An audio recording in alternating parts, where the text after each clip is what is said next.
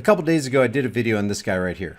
This is Officer Greg Anderson from the Port of Seattle Police Department, and I was commending him for his words of truth, his words of freedom, and his exhortation to all police officers across the country and around the world to look deep inside themselves and just ask themselves one question. Is what I'm doing right? Apparently, Greg Anderson is on administrative leave pending a termination because of the video that he put out that went viral. This is his GoFundMe page right here. And it was set up by Jessica McLaughlin, who's organizing this fundraiser. And it says, I'm setting this GoFundMe up for my best friend's husband, Officer Greg Anderson. He recently made a video urging officers to stand for liberty and integrity. The video has gone viral and has been positively received across the nation. You can view the video below. His department, the Port of Seattle, is in the process of termination as the video was deemed a violation of policy. Now stick around because we're going to hear this from Greg's own words. I'm attempting to raise funds for them as they are going to seek legal representation. Thank you for your support. Now, I want to play this video right here where Greg himself talks about the process of how he went from making the video and what he and his family have to go through now, given the fact that basically he's jobless for producing a video that the Port of Seattle Police Department originally commended him for, and then when it was gone just a little bit too viral, they asked him to take it down, then they told him to take it down, and then they gave him the ultimatum. You either take it down or you lose your job. So let's listen to what he says. Hey, what's up, guys? So I just kind of wanted to take a couple minutes, get everybody caught up to speed on what's going on in my life. I've been getting a lot of questions, and figured I'd just make a second video and answer some of the things that I've been receiving. I first wanted to say I'm humbled by the response that my video got. It's been viewed millions and millions of times. People all over the country have been calling me, texting me, sending me emails, comments, and the overwhelming majority of it has been positive. And so I think that's pretty cool because my whole thought process on making that video was trying to bridge the gap between law enforcement and the public. And I've seen both sides with open arms willing to embrace that. And I think that's a step in the right direction. So that's pretty cool. One thing that I've seen come up over and over in the comments, and I've been an email sent to me, is, are you gonna get in trouble? What happened to you? Or is there any discipline any discipline taking place? And so I figured I'd take a chance and give you a little synopsis of the last 3 days of my life after posting that video. So I posted the video on Tuesday, was it May 5th? And it took it took a day or two before it really started getting a lot of traction. But the next morning when I woke up on the 6th, I think it was only at a few thousand views. And I had received a message from my command saying, wow, Greg, what a powerful message. We agree with that 100%, well done. And now keep that in mind because what they were commending him for were words like this. I'm just going to take you back to the original video. Listen to this. We need to start looking at ourselves as officers and thinking, is what I'm doing right? Now, I want to remind you that regardless of where you stand on the coronavirus, we don't have the authority to do those things to people just because a mayor or a governor tells you otherwise. I don't care if it's your sergeant or your chief of police. We don't get to violate people's constitutional rights because somebody in our chain of command tells us otherwise. It's not how this country works. So his command gave him the amen on language like that. Matter of fact, Greg says that his command said this. Wow, Greg, what a powerful message. We agree with that 100%, well done. And that was actually a relief for me because I was like, great, I know that it's risky putting something out like that, but I felt like it was so grounded in integrity and liberty that no one would have an issue with it. And if you watch that entire thing, and I'm going to play a couple more clips from that, but it was truly grounded in integrity and liberty and basically just the Constitution that every law enforcer across this nation takes an oath to protect, defend, and uphold against all enemies, foreign and domestic. So nobody should have a problem with it. So that was a relief. And then fast forward 3 hours later, I get another phone call from my command, and it said, hey Greg, the video's up to 400,000 views. It's time to pull the plug on this thing.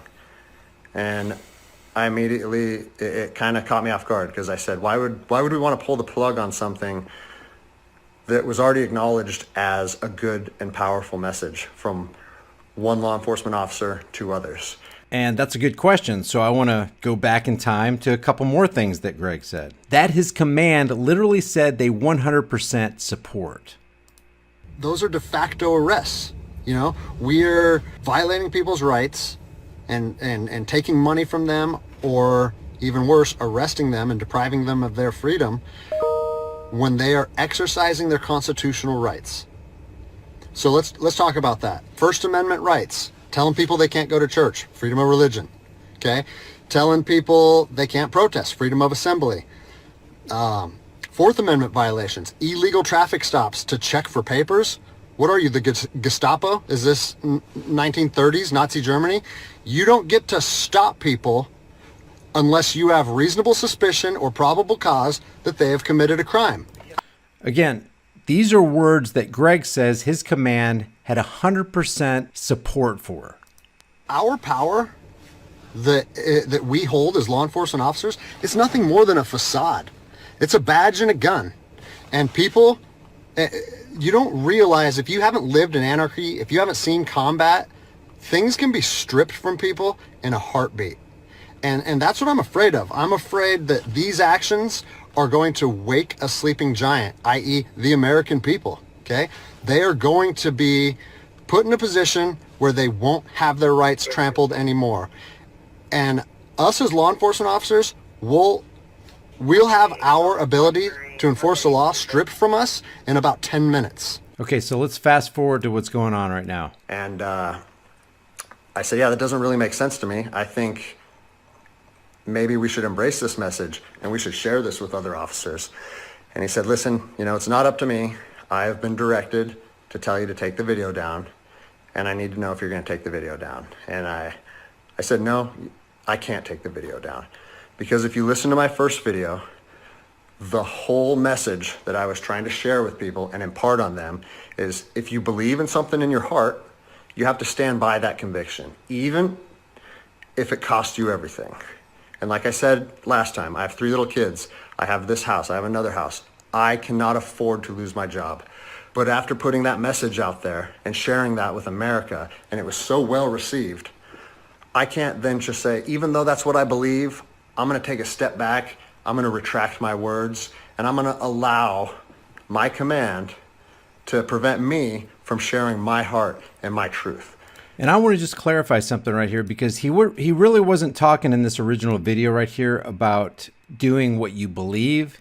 He was saying, do what is right. Ask yourself, is what you're doing right now the right thing? It's not what you believe to be right. It's not just based on what you believe the way things should be. It's, are you doing that which is right? So it transcends your belief. There are a lot of people out there who believe they're doing right, but they're actually doing wrong.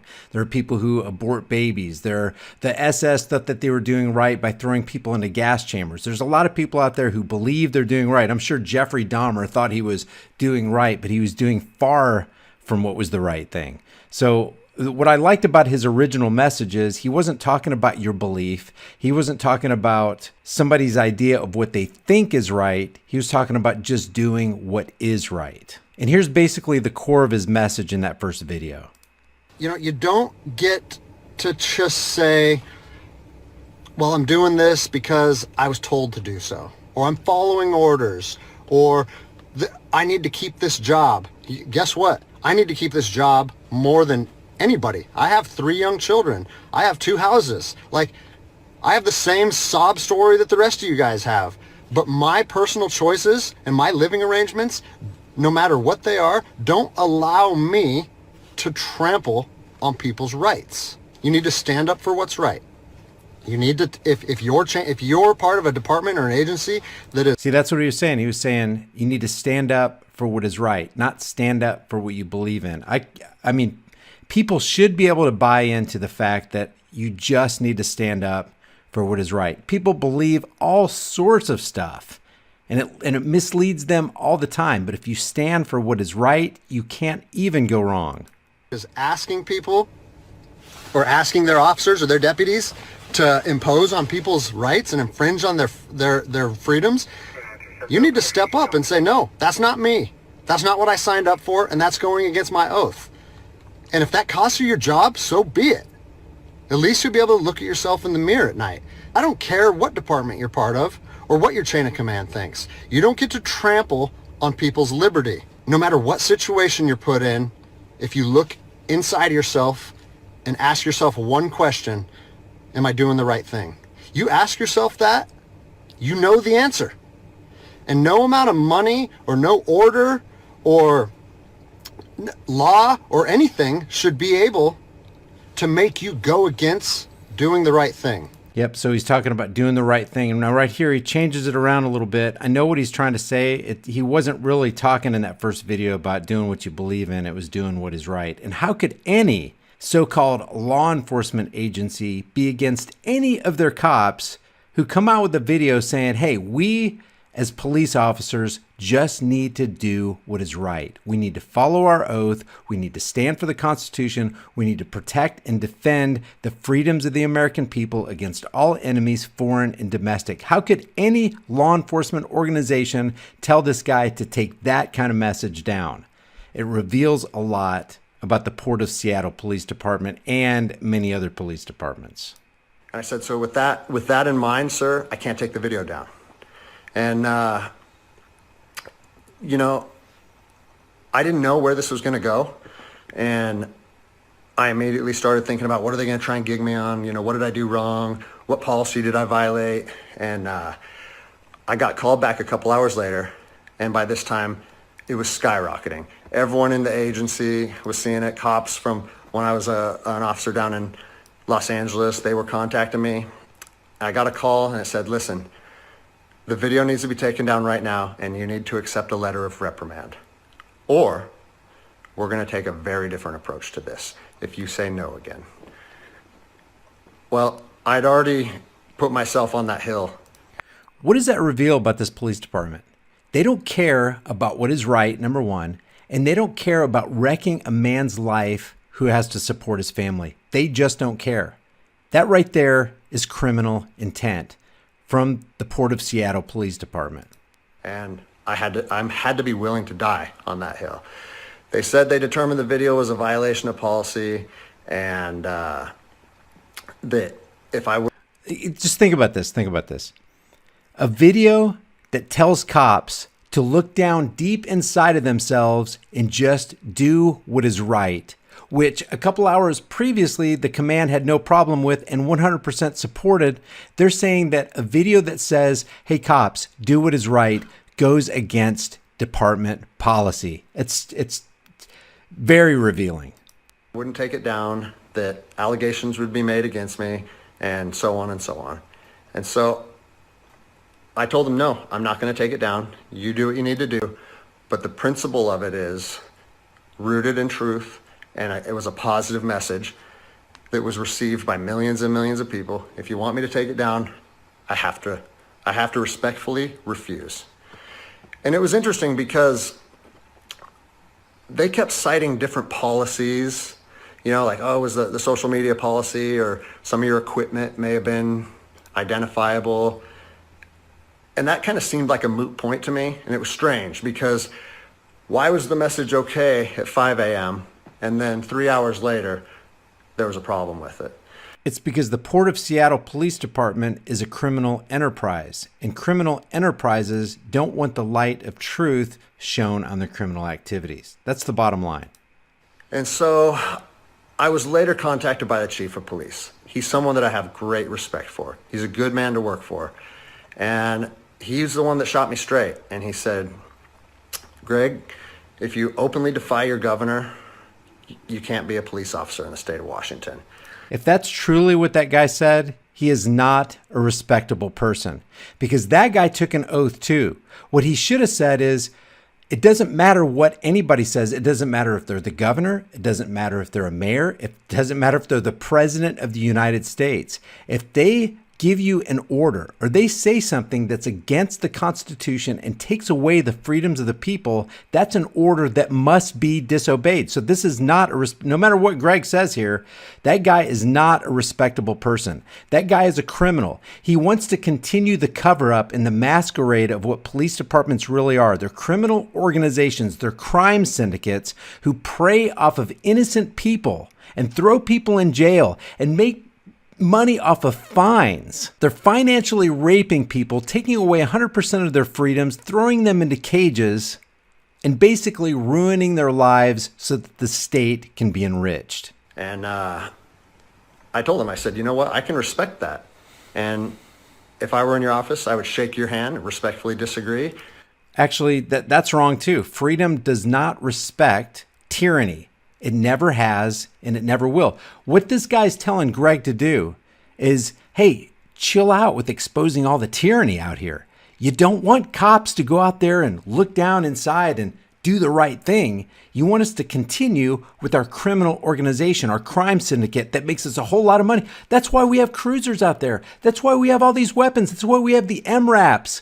That's why the police department is enriched every single year, because we can continue our criminal operations. You don't want to blow the whistle on tyranny. You cannot respect a tyrant. Sic semper tyrannis. That's what a tyrant deserves. And say, maybe I'm not meant to be a police officer in the state of Washington then. And here's my thoughts on that, okay? You have to do your research. You have to figure out what your true north is, what your truth is, and where you stand on issues. For me personally, I believe that the Constitution supersedes all other documents, all other laws. That's not personal. That's not subjective. That's 100% objective. The supreme law of the land is the Constitution, period. There's case law supporting that. If you look at Marbury versus Madison, 1803, it says any future laws created that are repugnant, meaning in conflict with the Constitution, are null and void. So when I look at how I feel comfortable enforcing the law, and I see people exercising constitutional rights, it doesn't matter if there's different executive orders, requests from mayors, requests from governors. To me, the Constitution supersedes that, and I'm going to stand with the people. Well, unfortunately, higher up in all agencies, there's a political game being played, and now I am on a administrative leave status pending termination. I was told by both the agency and the union. Okay, so the political game being played is played by the agency and by the union. Both organizations, if they're playing politics, are playing corruption. They're 100% knee deep, eye deep, head deep. They're submerged and cemented in corruption. And that's what he's up against. And that's why you have to come to the conclusion that there are no good cops. Because if there were, they wouldn't have a job. And that's what we're seeing right here. This guy, if he continues on a course of morality, cannot keep his job because it's at 100% in conflict with what police officers and police departments are all about. It's not about spreading justice across the land. It's about enforcing laws, all the laws, including the unjust and cruel laws. That I was asked to take it down and I refused.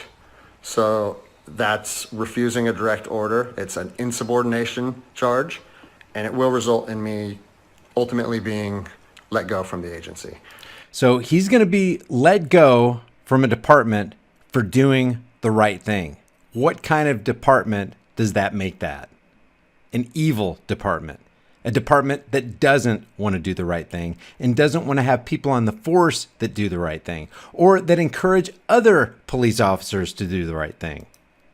And I said, you know what? If that's what you guys have to do, if that video is so bad that you want to take my career from me and you want to leave my, potentially take my ability away to provide for my family because of that video, do it. Because I'm going to stand by my convictions, just like I said in my last video. So I would just exhort Greg, any communication you have with the department, your chain of command, the union, it doesn't matter. You need to make sure you're recording everything. because they need to make it very clear that they're firing you because you reached out to other officers via video and asked them to do the right thing, to reach down deep inside and ask themselves a question: is what I'm doing wrong or is it right? Am I fulfilling my oath to protect and defend the Constitution against all enemies, foreign and domestic? If that's what you're truly getting fired for, let them lay it on the line. Let them say it directly. So yeah, it's weird, you know, how fast your life can change in a week. It's something that I never thought would happen. I never thought that I would make a video that would resonate with millions of people. But you know, my head is held high. I'm not intimidated or upset by how this played out. Like I said in my last video, man, I fought in the streets of Ramadi during 04 and 05. I came to terms long ago that my convictions and my beliefs may cost me everything up into my life. And even though it's 15 years later and I'm a police officer in Seattle, Washington, that truth still remains for me. So I don't have an option to back down or feel sorry for myself or give in and say, you know what, I got kids and I think I'm just going to take the letter. No, if they want to do me like this for standing up for liberty, they can do that. I'll leave you guys. What if every cop was like that? What if they go, you know what? I don't care if I lose my job. I'm just going to do the right thing. If they did that, there would be no more civil asset forfeiture. There would be no more drug war. There would be no more pulling somebody over because their license or registration expired. Because they would let people just live as free individuals without messing with them, without finding them, without kidnapping them, without caging them. We would have a completely different world if every officer started thinking like this guy. Guys, with this, you know, it's on to the new adventure for me. I've been doing different things my whole life, and I'm actually excited, to tell you the truth. All right, so I'm going to leave the link to this latest video, and I'm also going to leave the link to the Port of Seattle Police Department so you can contact them. There's their phone number right there, area code 206-787-3490. Here's their mailing address right here. I'm going to leave their website link in the description below, along with this GoFundMe to support Officer Anderson. I'll leave that in the description, as well as his Instagram account. And I'll leave the link to his original video if you missed that. See, guys, freedom is dangerous. The only thing more dangerous is not having it. Leave your thoughts about this for the world and the Google Thought Police and Greg Anderson and the Port of Seattle Police Department in the comments section below. If you haven't done so already, subscribe to the channel, hit the bell notification icon, give it a thumbs up, share it with everybody you know, and don't forget to subscribe to my private email list through my website, HighImpactflix.com. If you want to support the channel, grab one of these hard-hitting, conversation-starting shirts from the shirt store. Your purchase helps keep the channel going. I'll see you guys in the next heavily censored shadow ban video.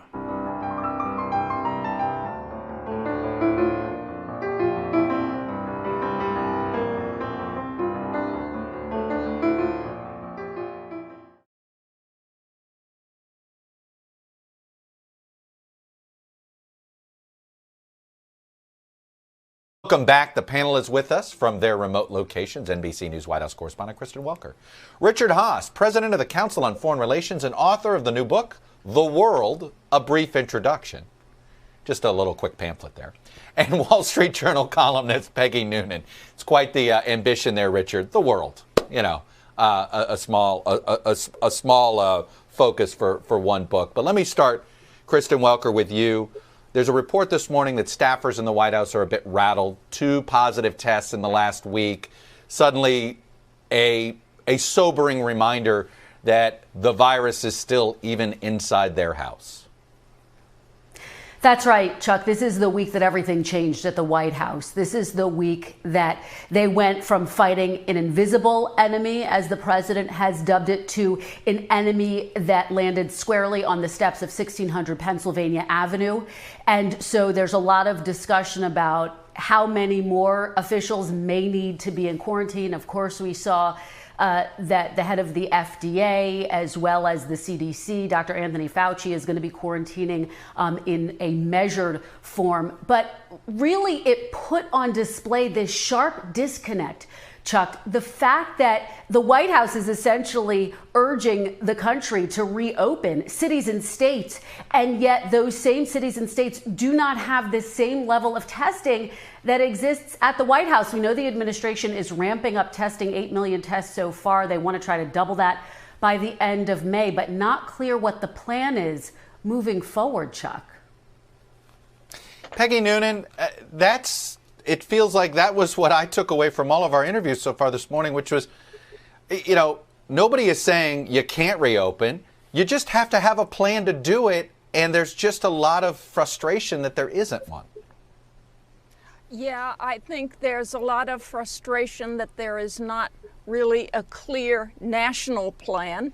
As for state plans, their criteria for opening in some cases seem a little complex, a little provisional, and dependent on testing and tracing and such turning out very well. It seemed to me, Chuck, your whole theme on this show has been, what is the plan? I think we're realizing we don't have one, and it's going to bubble up from regionally, probably not nationally. But I thought the most interesting thing said this morning that sums up the moment we're in was from one of your doctors at the beginning, who said, where are we? We must learn how to live with this virus. There was a sense from him as he spoke. I kind of thought, yeah, he's saying we're going to have to muddle through. I think maybe one of the ways that would be most helpful to muddle through at this point as citizens and states take on a lot of responsibility is just to understand this is a dual crisis. It's not only an illness, it is an economic crisis that's going to demand creativity and ingenuity from all of us. Richard Haas, given your expertise, I want to look at this from a global perspective here, because the other part of this is odd. The United States is the infected country. It's the country that others around the world don't want to emulate right now. We're not the country that's leading the response to the pandemic, or it doesn't feel this way. What does that mean to you going forward, and how concerning is that to you? Well, you're right, Chuck. We're not leading by example, and we're not leading full stop. This comes against the backdrop where this administration has largely abdicated the U.S. role of leadership in the world, pulling out of all sorts of agreements. We didn't even participate in the Europe-led effort to come up with a vaccine. And people ought to be worried. Think about the situation right now. You've got all the traditional problems, a rising China, an angry Russia, North Korea, Iran with their nuclear ambitions. Then you've got all the global issues, including the pandemic, but also climate change, terrorism, problems in cyberspace. All this at a time the United States is diminished and we are distracted. And that's a really toxic groove for the future of the world. And what we've learned from this crisis, if things go badly in the world, we are not immune. They go badly for us as well. Kristen Welker. Well, Chuck, we know against that backdrop, the president's key focus right now